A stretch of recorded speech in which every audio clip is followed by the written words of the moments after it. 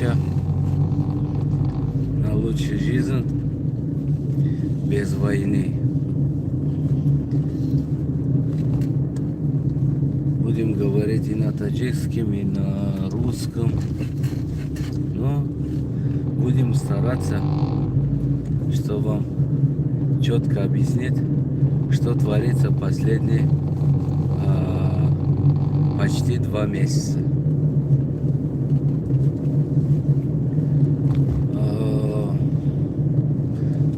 Россию напал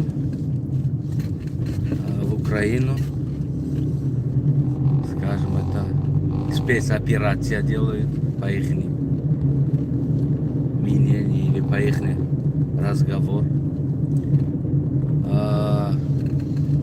Вся их запас почти начинается заканчивать. То, что у них есть. Походу 2 дня тому я сказал, что Россия, короче, там забирает у Таджикистана деньги. Сегодня по неофициальным данным, я вам предупреждаю, что не говорите, оно есть точно данные, но по неофициальным данным Россия требует бывшей территории СССР, в том числе Таджикистану, чтобы вернуть оружие, то, которое отдал Россия. Ну, танки, пушки, самолеты, или то, который покупал Таджикистан, по неофициальным данным, они должны обратно вернуть России. Теперь у нас несколько так самолетов были, МиГ, который старый, не знаю, какой-то тракторный мотор был там, короче, вставлен. С толчком, короче, заводится, но не заводится сам. Вот. Они редко летали, очень редко. Не все они летали, но 1-2 из них летал. Теперь, походу, это тоже забирают от нас. Тяжелые техники основные. Просит, чтобы вернуть. Но насколько это данные правда, я не могу вам сказать, но я это слышал, что оно есть действительно. Чтобы вернуть танки, БТРы, БМП, то, которое есть в Таджикистане. Может, Америка подарила, может, Европа где-то что-то подарила. И Россия что-то подарила. У нас военная техника за счет подарки живет. Они не могут покупать, потому что наш президент не хочет копейка тратить на военные. Наши военные, они не силой воевать с какой-то военным других стран, да? Они только созданы того, чтобы убить или, скажем, просто народа. Просто простые народы. Простые, которые дехганы, которые у них ничего нету. На это создана эта армия.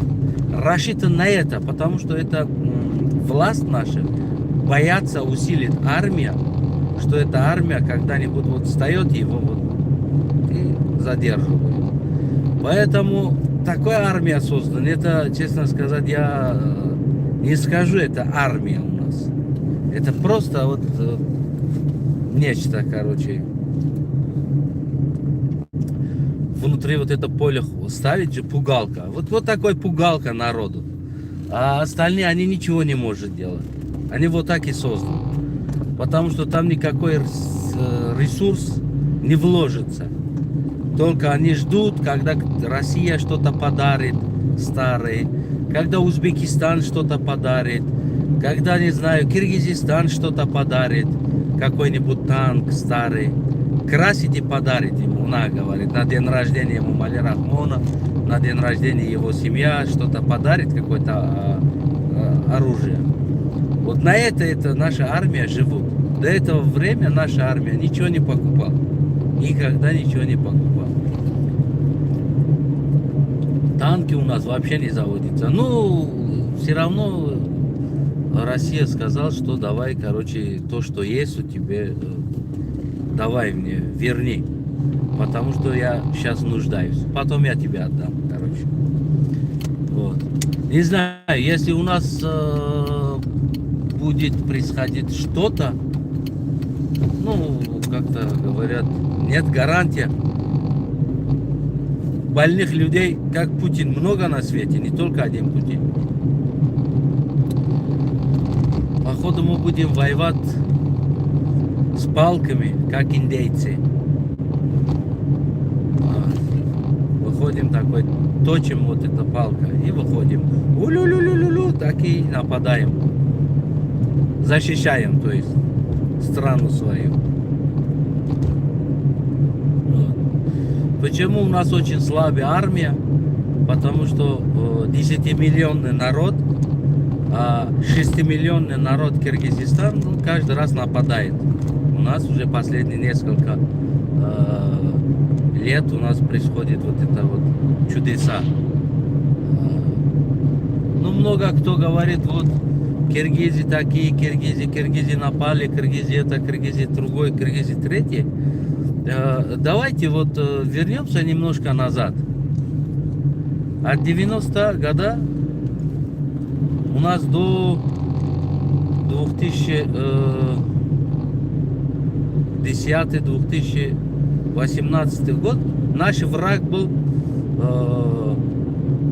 Узбекистан. Это все время отвлекающий маневр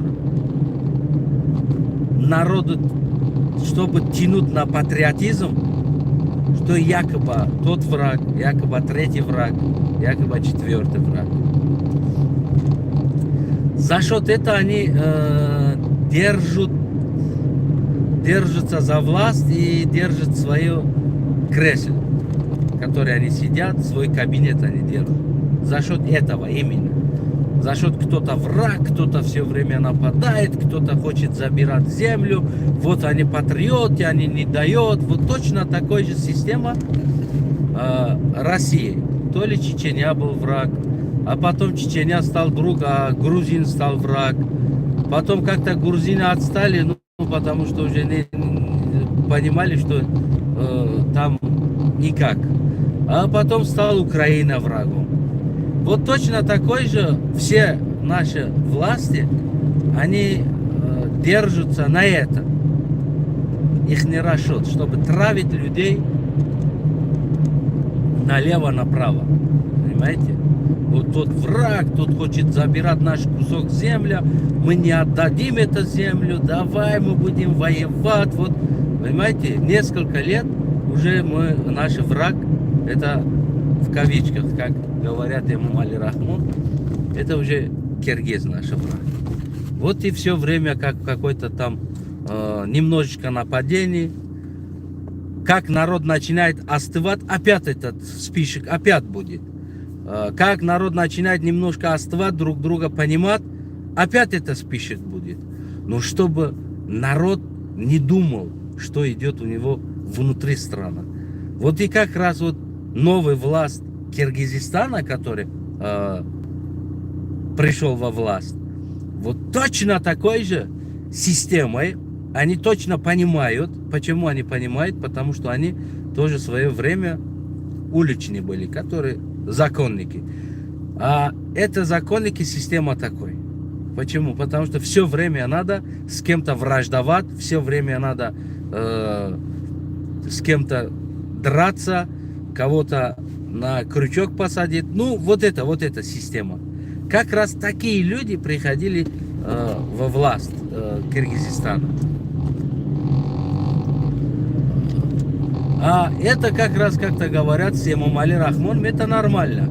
Народ, отвлекающий маневр народа, это нормально. Давай, что давай на границу один стрельба, пусть там сдохнет один-два солдат, ничего страшного, там 4 гражданских. Но самое главное, нам-то важнее власть, они так говорят, что нам важнее, где мы сидим. А теперь мы Узбекистаном как-то после Шавката Мирамоновича, Шавкат Мирамонович понял, что это херня когда-нибудь заканчивается очень большим хрнем, и заканчивали это. Все открыл граница, все нормально, короче. А тут это начался с киргизом, который у нас с Киргизстаном реально, я когда приехал в Евросоюз, я увидел, что такое Евросоюз. Оказывается, это Евросоюз между Таджикистаном и Киргизстаном существовал несколько лет, который я жил там. У нас не были границы, у нас не были разделения, у нас не были на границе солдаты. Ну, были солдаты, вот, как скажем, ну, у нас... Мы спокойно заходили, выходили, не был никакой печат, не был никакой проверка, ничего не было. Мы спокойно ходили, они спокойно к нам ходили. Мы спокойно пошли там торговать, они спокойно приходили. Автобус вот 24 часа, как будто вот наш от этого город другой город ездит. Вот такой был у нас. Спокойно автобус ездит, никто не проверяет, нет границы, нет ничего. Вот это Евросоюза разрушили. Вот это Рахмонов действительно разрушил. Ради того, чтобы укрепить свою власть, вот это разрушил. Теперь у нас появился за один день враг. За чего? За какой-то кусок земля, который этого хочет забрать Киргизии, а Эмомали Рахмон и власть травит народу, чтобы народ не отдали эту землю. А там действительно территория спорная. А те люди, которые вообще там не были, своей в жизни не были, что там происходит, какое там разделение, дорога, земля, час, где киргиз живет, где таджик живет, понимаете? Это вообще непонятно. А люди, которые не были, орут, кричат, там это наш, это... А там то же самое. Смотрите, что было там. Я вам по истории скажу, что там было. Там была такая пустыня, место такое специально. Ну, в горах было такое. А там Киргизстан в свое время переселял людей, которые неконтролируемые люди, которые плохо живущие люди, по своим понятиям живущие людей, переселяли туда, близко к границе Таджикистана. Ну и тут были нормальные люди, тоже переселяли. Там была зарплата дороже, чем ты живешь в городе. Ты живешь там в Кишлаку, там была зарплата больше тебе отдавали. Почему? Потому что, чтобы ты там жил. По-таджикски, чтобы ты там ободкадан даркурас. Вот. Как стиль Сталина. Стиль Сталина тоже самое был. Где пустыня, там выселял людей и там сделал, короче, нормальный город. Ну, вот такая система была. А там много людей, кого судили условно, чтобы не посадить в тюрьму, их условия. Ты едешь там, отдадим тебе землю, и ты сделаешь себе дом, и там поживешь. Вот, и судили человека. А нахрен их посадить в тюрьму, когда можно где-то сделать нормально и принести доход. И отправляли туда. Вот такие люди там много. Очень много Киргизстан отправил. В свое время. В свое время и там отправил. И там тоже вот таджики, которые убегали от русских, от фашизма, которые любили ислам, которые поддерживали ислам. Они не могли жить среди общества, а они убегали туда, где далеко, близко граница, туда, где трудно дойти, трудное место, трудно люди идут туда, чтобы молиться Богу спокойно, они убегали туда. Вот так образовался, ну, вот эта территория.